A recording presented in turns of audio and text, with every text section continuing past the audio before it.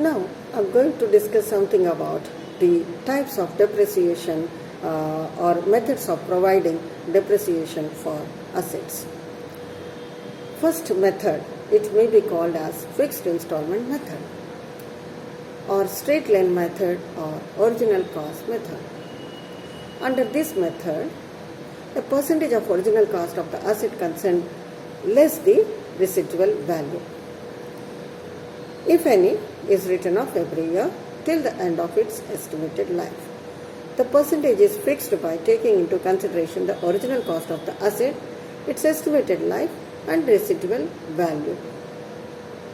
For example, a piece of machinery costs 1000 rupees is estimated value of having 10 years with residual value is thought to be 100 rupees. Now by using this machinery for 10 years, the scrap will be sold for 100 rupees at the time of 10 years. It means 900 worth of machinery would be consumed for 10 years and 90 rupees for every year. So therefore, the revenue account will be debited with the depreciation account with rupees 90 every year for 10 years. So repairs and renewals are debited to the revenue account. It's very simple and easy to understand. Calculation of depreciation is not very complicated. Now, reducing installment method, it is a written down value method or diminishing method or declining balance method. Under this method, a fixed percentage is written off every year on the diminished book value of the asset till the asset is reduced to the scrap value. Taking our previous example, if the rate which the depreciation is to be provided for is 10% and depreciation charge for first year will be 100 rupees, in the second year it will be 90, third year it will be 81 and so on. So repairs and renewals are debited to the revenue account every year. So annual depreciation charge decreases year after year while the repair charges go on increasing with the advancing age of the assets. So annual charge against revenue accounts becomes more or less the same every year. Depreciation fund method. This is known as redemption fund method, amortization fund method, sinking fund method. Under this method, an equal amount is written off every year and the profit and loss account is debited while the depreciation fund account is credited during the estimated life of the asset. So the amount of annual depreciation can be ascertained from the depreciation fund tables. The installment is calculated in such a way that if invested every year with compound interest, it will produce an amount equal to the cost of asset less scrap value. The same amount is withdrawn from the business and securities are purchased. Investment account is debited while cash account is credited with the cost of the securities. So the asset is shown at the original cost in the balance sheet.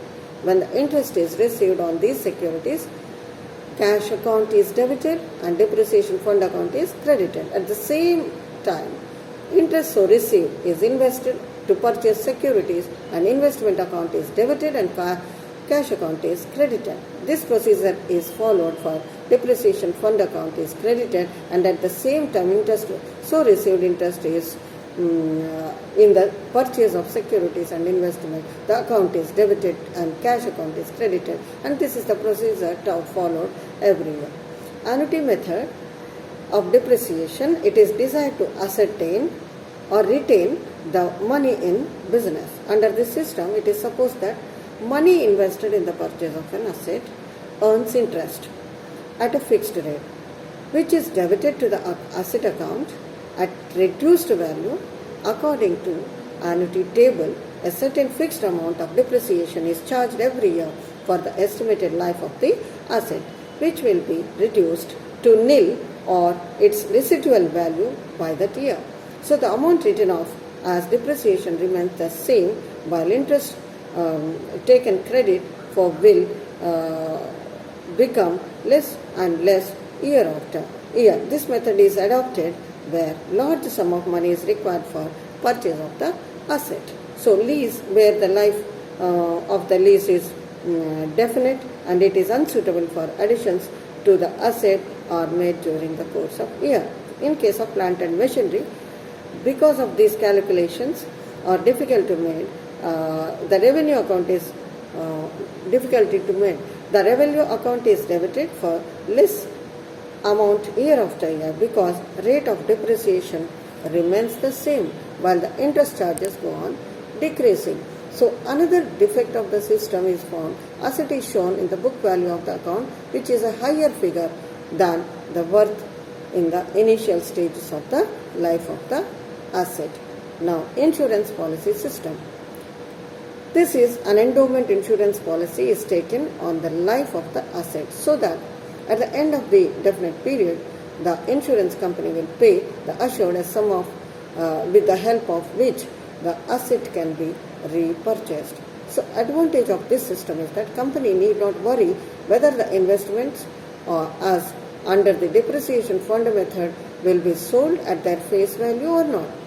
Under the depreciation fund method, it is possible that due to a fall in the value of securities, sufficient money may not be realized to enable the company to repurchase the asset worn out, and thus the object of creating reserve fund may not be achieved. So if an insurance policy is taken, the insurance company will pay the stipulated amount to enable the company to repurchase the asset. So the company need not worry if the market value of the securities goes down. The company has not to bother in purchase of securities every year as in the case of depreciation fund method. So it is more expensive as the insurance company has to keep its margin of profit.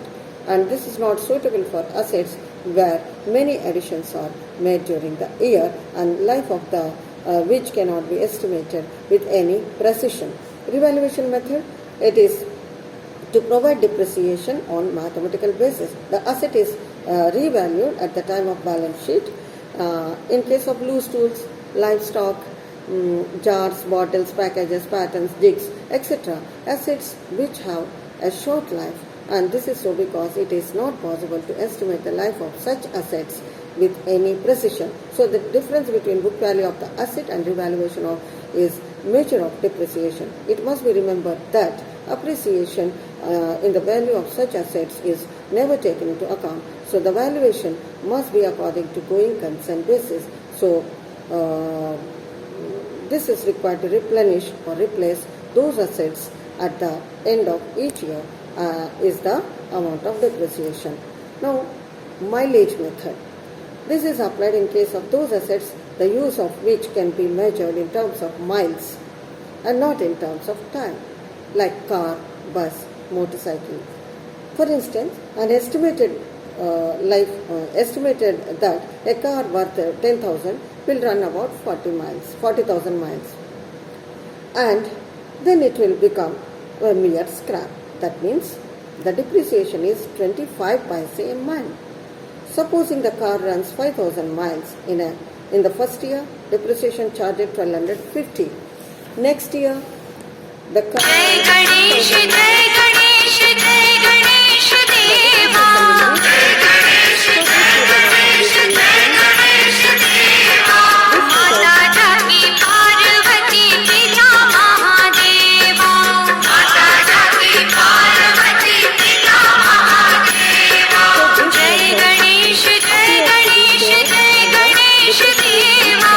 Jai Ganesh, Jai Ganesh, Jai Ganesh Deva. This method may be applied to other assets while where life can be measured in terms of working hours.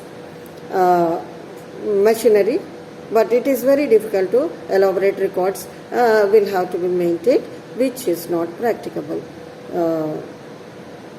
Thank you.